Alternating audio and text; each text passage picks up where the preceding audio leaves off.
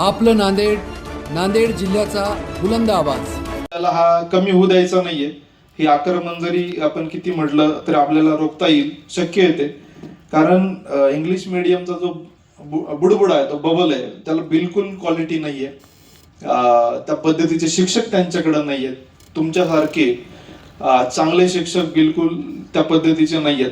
आणि English medium फक्त एक ड्रेस कोड आहे किंवा काही थोडंफार मुलं बोलतात, या सगळ्याला भुलून अनेक गरीब पालक त्या बाह्य देखाव्याला भुलून ते स्वतः बर्डन सहन करून यांना ऍडमिशन घेत आहेत. आणि इतक्या त्यात गैरप्रकार आहेत की याच ठिकाणी तुम्ही पुस्तकं खरेदी करायचं. मी शिक्षण विभागाला पण सांगितलं होतं, आपण एखाद्या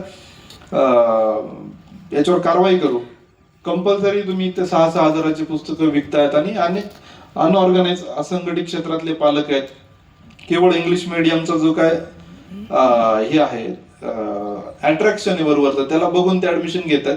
पण मला असं वाटतं की मातृभाषेतलं शिक्षण आहे किंवा आपल्याला मातृभाषा जेवढी चांगली जमते त्याचं आकलन झाल्यानंतरच इतर कुठली भाषा आपण शिकू शकतो. जो सेन्स ऑफ अंडरस्टँडिंग आहे तो आपल्या मातृभाषेमध्ये जास्त असतो.